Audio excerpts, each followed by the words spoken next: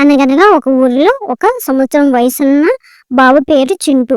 వాడు ఇంకా సరిగ్గా మాట్లాడడం కూడా రాదు. వాడికి బన్నీ అనే కుక్కపిల్ల ఉండేది. బన్నీ చాలా తెలివైనది.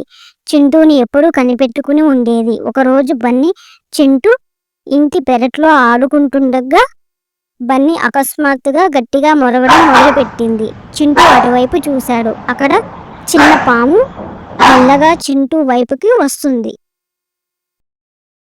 చింటూ పాము అంటే ఏమిటో తెలియదు.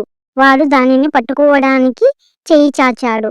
బన్నీ వెంటనే చింటూ దగ్గరికి పరిగెత్తి వచ్చి వాడి చేతిని తన నోటితో మెల్లగా పట్టుకుని వెనక్కి లాగింది. తరువాత బన్నీ మళ్ళీ గట్టిగా మొరుగుతూ పాము వైపు చూసింది. బన్నీ అదే పనిగా మొరగటం విని చింటూ వాళ్ళ అమ్మ బయటకు వచ్చింది. చింటూని అప్పటికే పాము కాటు వేసి చెట్ల పొదల్లోకి వెళ్ళిపోయింది. కాళ్ళు చూపించి బాగా ఏడుస్తుంది.